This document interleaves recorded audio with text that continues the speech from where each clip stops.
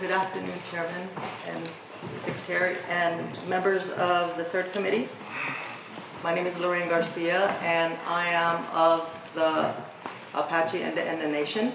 We are a sovereign people, and I am of the first agricultural people of the clan of the Amoles and of the Copper people. And I am of a third clan, also called the Rincones, the people of the place that you go in, one way in and one way out. Many times, people have come up to me and said, when they find out that I'm Apache, oh, the Apache, they were a formidable force to be reckoned with. And as a young adult, I was not taken aback by that statement as I am today as a woman, with a better understanding of my people in the historical sense. I am a history keeper, which is different from a historian. I document the shared stories and the oral histories and the written documents of my people. In our shadow report, I wrote the Apache Nnee and the 250-year enslavement, of which is shared in the chronology of my Indigenous people. That is not shared and is unrecorded history of slavery up until now. An excerpt of it is, slavery and land loss are the most damaging psychological and historical events the capable and its doctrine of discovery has left upon Apache people. One would assume that slavery for Apaches ended in 1829, and again in 1865. It would have to also be assumed that Apache slavery has been lost to time, since it is not written in the American history books or taught in the American educational systems, but that is not such the case. The Holy War still continues on Apache reservations in the southwestern United States, and also a large population of Apaches living in urban areas. Apache religion, culture, and spiritual beliefs are still under attack. The culture war is continuous, and we are stuck in a historical constant in the making. And Apaches today on reservations are still confined and are not to be rescued, and death for them is unimaginable. The Holy See's legacy in America for Apache Nnee peoples is continuum, and stems from the doctrine of discovery that is a living and breathing document. And it is sucking the life out of Apache people. This doctrine of discovery is the tie that binds and bounds indigenous peoples in today's advanced systematic slavery of psychological and physical proportions. The indigenous peoples in the United States reservation systems were not expected to have lived this long. In my paper submitted in the Apache Nnee Shadow Report, I also include 44 Apache devs in the mission churches, records of one single church. Those 44 devs are not even, it is inadequate to the actual deaths in a 250-year period, because it is only one church of numerous within Apache Nnee territory that includes 6 U.S. American states and 3 states in Mexico. New Mexico in the U.S. is the original, the first seat of slavery in the United States, which was Mexico at the time in the late 1500s. In the paper, I wrote specifically of Apache people from a single region, the Gila region. And that is why there are the records from that single church. But in actuality, Apache peoples from all Apache regions were being sold into slavery. As a whole, Apache and the Nnee peoples were enslaved from the late 1500s, putting the years of enslavement to well over 300 years. This is not in American history books. This is not acknowledged history, because, as previously stated, the culture war is continuous and stuck in a historical constant in the making, so it cannot be contextualized. And in today's perspective, that means the United States would have to write and acknowledge and admit that the practice of genocide and ethnocide is still taking place. Today in the United States, which stands for justice and freedom for all. But no, because the justice and freedom they speak of is reserved for those people who immigrated to the United States and not for its indigenous peoples. When the Apache Indian lands were ceded to the United States, they were ceded under the guise of the Doctrine of Discovery, which was an inherent state of land and its dominions, and its indigenous people already were under the yoke of oppression, Apache land loss, Apache confinement, and for those Apaches not confined, a state of homelessness was a resolve that still exists today. The dire state of many southwestern Apache reservations are in a state of urgent redress and a state of emergency. In particular, the San Carlos Apache Reservation, diseases are rampant, with cancer a leading cause, wiping out whole clans and nearly whole districts. Cancer-causing agents like Agent Orange and dioxins are in the main river aquifers that are the main water sources for homes, hospitals, schools, and buildings in the San Carlos Reservation. The mining and nearby corporations on and off the reservations is another source of not only water contamination but also ground. The psychological damage of youth that come of age to the realization of confinement and containment of their everyday living conditions are the results of the high rate of suicides on San Carlos reservations and other indigenous United States reservation systems. Land loss are also continuous on the spiritual level on and off the reservation, for Apache and the Indian peoples have a spiritual connection to lands. Their sacredness of place, animal, and mineral are always threatened because Apache lands are held in trust by the U.S. government, and Apaches will never be the true landowners, but only trustees of the lands that were inherent to them. The homeless Apache are usually the direct descendants of Genízaro Apaches, those enslaved until 1829 and then relocated with Mexican established colonies in the southwest USA. Their ancestral Genízaro ancestors were the Apache and that could not be bartered back by their Apache families. So thousands and thousands of Apache slaves, their children, and the children and those children were born in servitude. Let us not romanticize the arranged marriages that took place. Absent were baptisms of those Apache women who were forced into arranged marriages to men of every background. Other slaves, Apaches in servitude, black slaves, some in the same households or different households. This form of marriage was another part of the in servitude and the economics of the day resulting from the slave trade. The dehumanizing of Apache women was one of moral corruption, and not to leave out the children. The selling of children for profit for labor was also moral turpitude. This was the beginnings of human trafficking for slave labor and sexual immorality, but that still exists today on a global wide level. On a subconscious level, the descendants of Apache women sold into slavery still feel the long-lasting ramifications in today's patrilineal and patronizing American society. Women today, especially indigenous women who stance in a historical sense, were as landowners revered in high respectable statuses as teachers, childbearers, medicine women, agriculturalists, strive hard today to get back to a respectful status today of the above mentioned, and just a few in their whole lifetime will achieve this mere status. Apache women today strive to get back to that status in today's world that puts women in a second citizen status.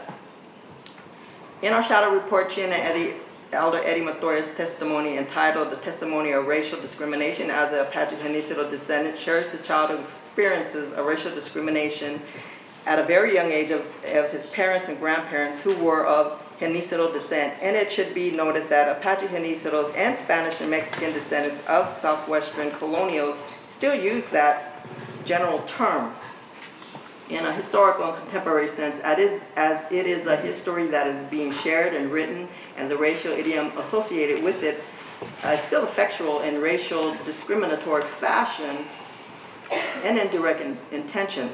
Elder Eddie Montoya states in his testimonial, I want to disclose my hardships as an Apache.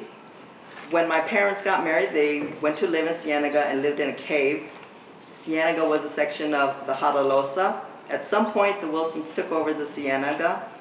When I was about 3 years old, my grandparents and 8 other families had to move to their lands and out of their lands and jacals, and everything was taken away from them, even their dogs. So for many homeless Apache people to be uprooted from the traditional homelands went on for decades. And there are the continual historical displacement of Apache people who were not a part of the reservation systems, but of the homeless system and the landless system. While Elder Eddie Montoya's family was being shipped about in the mid-1920s, my own Apache grandfather on my father's side was given permission to leave the Mexican Indian ejido that many Apache's ancestors had been sold into slavery to work in Mexican various mines. There were many, like my grandfather, that came back to the U.S. only to come back to being landless, homeless, and essentially peopleless. Many Apache and it had been relocated out of the Southwest homelands out to reservations or out-of-state reservations, or the whole clan and tribe had been sold into slavery, murdered, or just lost to them. Other Apache families, like my mother's family from New Mexico, were homeless, were part of the U.S. government federal agricultural program way before the federal programs of the 1930s with Roosevelt New Deal. They were put on trains and shipped out of various federal-ran agricultural camps, some to where they were originally indigenous and held there under the federal government rule. Just as Eddie Elder Montoya describes being racially discriminated by his peers growing up, so were Apache families put to work in the agricultural camps, and the result of these programs was relocation and displacement from Apache lands forever. Elder Eddie Montoya describes his fight against racial discrimination as one of the several Apache families that were able to remain in his ancestral lands after his descendancy of Apache enslavement of 250 years, and through the colonial era of established Nnee Apache, which is a true and legitimate Apache descendancy. In his testimonial, he writes of his ongoing struggle in his ancestral lands today. There have been many battles from the mind of... Perdón, le voy a pedirle si puede terminar, por favor, su intervención. If you can finish your intervention. Oh, yes. The Holy See Statement to the CERD, pardon has its own demands, which are truth, justice, reparation, and conciliation, and which includes overcoming the weight of history by a correct rereading of each other's history in order to acquire better knowledge and acceptance of the other for a culture of peace. The Holy See Statement to the CERD correlates to our presence here today, a demand to seek the creation of a true commission, and with the Holy See, so truth and justice can become the outcome of the corrections and eventual rereading of each other's histories. Thank you, Chairman. Muchas gracias, señora García. Tiene la palabra en este momento la señora Bowers, por favor. Good morning, Chairperson. Good morning, members of the CERD Committee and attendees. My name is India Reed Bowers, and I am counsel for the Apache Nation. Since the last reporting of the Holy See to the CERD Committee, significant strides have been made in international law regarding the rights of indigenous peoples. However, despite this progress in international law and a continued global shift towards restoring equality therein, the Holy See's current core report to CERD contains no mention of indigenous peoples.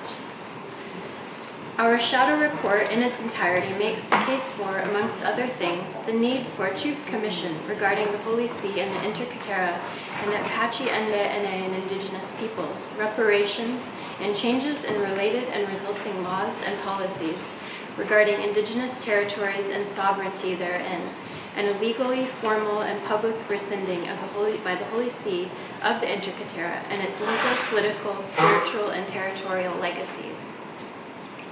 Past and ongoing effects of the Holy See Interkatera, including experienced crimes against humanity and genocide, cultural genocide, ethnocide, ecocide, and environmental racism, as experienced by the Apache, Nnee, and that result from the legacy of the Intercartera must be addressed legally and formally with proper and indigenous FPIC free prior informed consent-based redress and remedy. Formal and direct legal codification by the Holy See must be made that directly denounces and rescinds all subsequent and related regional, national, and international legal decisions, treaties, and codifications based on and developed from the inherent racism against indigenous peoples by the Intercartera, such as direct linkages and references to the Intercartera and the doctrine of discovery as contained in United States law and policy. Moreover, full indigenous rights must be canonized in the Holy See law. Language such as that barbarous nations must be overthrown and brought to the faith itself of the Intercartera serve not only as instruction and endorsement of the brutal subjugation of indigenous peoples, but continues to deeply and directly influence politics and policies today, including identity, determination, and judicial processes and decisions therein. Due to the history of colonialism for wealth and domination in the context of land expansion as directed, endorsed, and permitted by the Holy See to kingdoms and thus and subsequently states, the Apache and the Nnee do not sit as equals, technically, even at the UN today, negotiating, voting, debating, contributing, and more, as the Holy See and member states enjoy. Such a situation is, in and of itself, discrimination against the Apache and the Nnee as political and legal and territorial sovereigns. It cannot be overlooked that the Apache and the Nnee are here today reporting peacefully and socio-structural technically in accordance with the current dominant world legal political UN system itself as civil society. The legacy of the Intercartera and its related palpables and doctrines persists today, as does the related suffering, not least being in the form of the notion-turned law of indigenous minds, bodies, lands, and political and identity statuses as terra nullius, as grounds for conversion into the ways of the dominant, i.e. to, quote, instruct the aforesaid indigenous inhabitants and residents and train them from the Intercartera. Such discrimination not only led to slavery, land grabbing, enforced dependencies and torture, but also Indian boarding schools and abuse therein, forced relocations and management of indigenous peoples, converting peoples out of their own legal, political, spiritual, and land-based cultural traditions, independence, and sovereignty. As a result of such discriminatory language and concepts, non-remedied continuation of the legacy of the Intercartera and its related bulls and doctrines in turn deeply violates human and indigenous rights of the Apache and Nnee and indigenous peoples, including but not limited to the right to self-determination in its fullest forms, and the context of state and federal-controlled identification processes. State borders dividing indigenous peoples, tribes, and nations with state law, legal political discrimination by states against indigenous leadership that is traditional and religious, and concepts of who and who does not have, in accordance with currently codified international law, territorial integrity per nations or people, resulting in divisions and losses further of territorial and cultural integrities and full and equal participation, including the participation in the defining of authority, peace, aggression, international criminal law, codification, negotiation, and membership. Sad to note and related is not only that there is no mention of indigenous throughout the core report of the Holy See to the committee, but that the only remotely related mention of pre- or non-colonial peoples, tribes, or societies is a reference to the neo-colonial political concept of tribalism, a current status quo negative, discriminatory stereotype that spins tribes as, in essence, uncivilized, as described in the Intercartera, as barbarous, in contrast to being converted to and or assimilated into church kingdom statism in the context of political and or territorial self-determination. Such use of racially discriminatory terminology propagates colonial internal or external subjugation and discrimination against traditional indigenous leadership and politics as tribes with own cultures and traditions, laws, and governance, something that the Holy See claims for itself. The Holy See's Intercaterra not only blessed policies and practices of colonialism that caused what is expressed by indigenous peoples themselves as genocide, but it also put policies and practices into action through its missionaries and missions, churches, subsequent schools that continued to operate in alliance with kingdoms and subsequently states for own mutually collective world dominance and at the cost of indigenous peoples and their lands, lives, self-determination, sovereignty, independence, and cultures.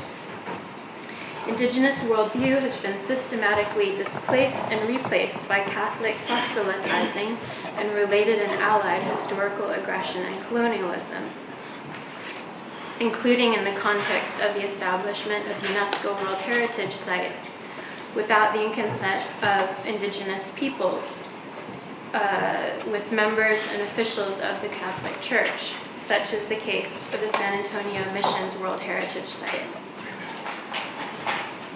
Problematic is that the Holy See's report claimed moral authority in the sphere of international relations, which is also an act of non-diplomacy given the atrocities at hand, and creates a situation of perpetuation of discrimination. To deny and address women's situations of discrimination, intersectionality, and agreements therein with CERD further compounds discrimination against indigenous women and matriarchal, matrilineal, religious, familial, socio-cultural traditions therein, the Apache and the Nnee. Such disregard and assumed authority on the part of the Holy See enables and even directly promotes violence against women, and specifically indigenous, matriarchal, and matrilineal women, peoples, nations, and societies. Amongst the Holy See's many continued international jurisdiction claims includes the recent canonizing of Junipero Serra on indigenous lands in the United States, California, against indigenous will, rights to self-determination, redress, truth in history, ethic, and peace and justice. In its current submission to the CERD, yet the Holy See continues with its context of moral mission. One only needs to observe the protection of state rights embedded in within the UN DRIP itself, the Declaration of the Rights of Indigenous Peoples, Article 46.1, protecting the territorial integrity and political unity of sovereign independent states, coupled with knowledge regarding the active blocking of indigenous peoples, tribes, and nations access to UN decolonization process, along with and in contrast to indigenous declarations of sovereignty, autonomy, and independence overlooked, to see the continued legacy of racial discrimination and domination of the Intercaterra. By engaging in, either directly or through negligence regarding the actions of own congregations and leadership, discriminatory historical legacies remaining today, the Holy See is creating, promoting, and sponsoring, defending, supporting racial discrimination through lack of respect to rights of self-determination, indigenous peoples concerned and affected. The Holy See is promoting, both through direct action and inaction, that public authorities and public institutions can discriminate and override indigenous peoples, including in their own territories, and history accounting. To not undergo a process of redress, reparations, and full accountability regarding the Apache and the Nnee and the era of the Holy See, Catholic Church, and Intercaterra manifested atrocities and colonial jurisdiction and control that has resulted, including ongoing experienced ethnocide and cultural genocide, promotes and incites racial discrimination through exemplifying the very notion that indigenous peoples, as indigenous peoples, tribes, and nations, do not require, want, or need such formal remedy.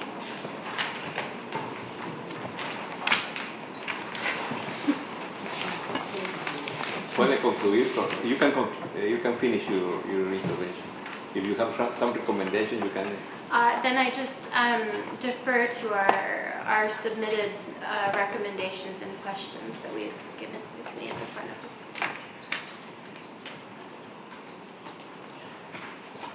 Sí, muchas gracias a la intérprete. Tiene la palabra el señor por Michael Hill, por favor. Por favor, 10 minutos, por favor. Babylon the Great, the prostitute on the beast. Microphone. Babylon the Great, the prostitute on the beast. One of the 7 angels who had the 7 bowls came and said to me, "Come, I will show you the punishment of the great prostitute, who sits by many waters. With her the kings of the earth committed adultery, and the inhabitants of the earth were intoxicated with the wine of her adulteries." Then the angel carried me away in the spirit into a wilderness. There I saw a woman sitting on a scarlet-colored beast that was covered with blasphemous names, 7 heads and 10 horns. The woman was dressed in purple and scarlet, and was glittering with gold, precious stones, and pearls. She had in her hand a golden cup filled with abominations and the filth of her adulteries. The name written on her forehead was a mystery: Babylon the Great, the mother of prostitutes and abominations of the earth. I saw that the woman was drunk with the blood of God's holy people, the blood of those who bore the testimony of Jesus Christ. When I saw her, I was greatly astonished. Then the angel said to me, "Why are you astonished? I will explain to you the mystery of the woman and of the beast she rides, which has the 7 heads and 10 horns. The beast, which you saw once was, now is not, and yet will come up out of the abyss and go into destruction. The inhabitants of the earth, whose names have not been written in the book of life from the creation of the world, will be astonished when they see the beast, because it once was, now is not, and yet will come. This calls for a mind with wisdom. The 7 heads are 7 hills on which the woman sits. They are also 7 kingdoms. 5 have fallen, 1 is, and the other is yet to come. But when he does come, he will remain for only a short period of time. The beast who once was and now is not, and yet is of the 8th. He belongs to the 7 and is going into his destruction. The 10 horns you saw are 10 kings who have not yet received the kingdom, but for 1 hour will receive authority as kings along with the beast. They have one purpose and will give their power and authority to the beast. They will wage war against the Lamb, but the Lamb will triumph over them because he is the Lord of lords and King of kings. With him will be called chosen and faithful followers. Then the angel said to me, "The waters you saw where the prostitute sits are peoples, multitudes, nations, tongues. The beast and the 10 horns you saw will hate the prostitute. They will bring her to ruin and leave her naked. They will eat her flesh and burn her with fire. For God has put into their hearts to accomplish his purpose by agreeing to hand over to the beast their royal authority until God's words are fulfilled. The woman you saw is the great city that rules over the kings and the nations of the earth. My name is Michael Paul Hill. I am a descendant of the Nnee, Cherokee, Arapaho, Cheyenne, Comanche, white Irish, and black descendancy, all in one person. I am a human being. I come on behalf of my nation to speak to you all in peace and in love, as a man just like you, and a woman just like you, all in all. Never in indigenous history or worldview do Aboriginal peoples evoke self-empowered authorities, but rather those of Begawanan, or creator of the universe. Indigenous peoples hold reverence for the sacred and holy that are called the Almighty, or Creator, through balance, harmony, love, and above all, equality of all living, plant, stone, animal, and human being. From the beginning of time, Nnee peoples have practiced what these Begawanan God-fearing peoples, known as Christian conformists and colonizers, have understood. Since these colonial powers that stem from the Holy See's doctrine of discovery justify their own powers and sovereignty as they've been granted to them by God, then Indigenous peoples, whose lineage is traced back to the Creator, should be given the same equal powers inherent to the peoples to govern their own and without being molested by colonial regimes. But where in the discourse of the 21st century should concepts apply according to anti-colonialism, according to self-determination, according to peace, according to justice, truth and harmony and redress, and most importantly, reparations? The Church, the Holy See, the Vatican used the Jesuits in the late 1700s to steal our gold, our minerals, the blood of the people who were the actual saints, to justify their dominions over all things, including, as quote, the moral authorities of the universe. God is the moral authority of the universe. He alone is the one who stands before all things.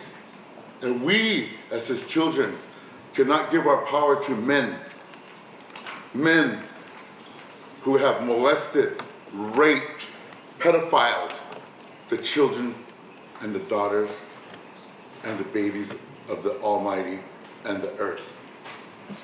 It is important to note that we Nnee know that the reasoning behind the use of Begawanan and their own sovereignty and colonial mechanisms has its beginnings as what is termed and known as corporation soul, in which the Roman Catholic Church and its imperialistic kingdoms of the earth, such as the Queen of England, use the same mechanisms to gain control and power over peoples and their territories because of their own superiority and racism that they carry within their minds, their bodies, their institutions, and most importantly, inside their spirit, inside their mankind's hearts. For these reasons stated, there was no possible way for the peoples to engage in a system that is adversely affecting the indigenous people's right to self-determination, autonomy, freedom, and populations without the free, prior, and informed consent of indigenous peoples whose territories were colonized through conquest and invasion by European derelict religious groups rejected by their own nations, governments, and peoples. In reality, the rejected masses assumed plenary power over the Aboriginal people's lands, territories, and natural resources within their own personal reservations.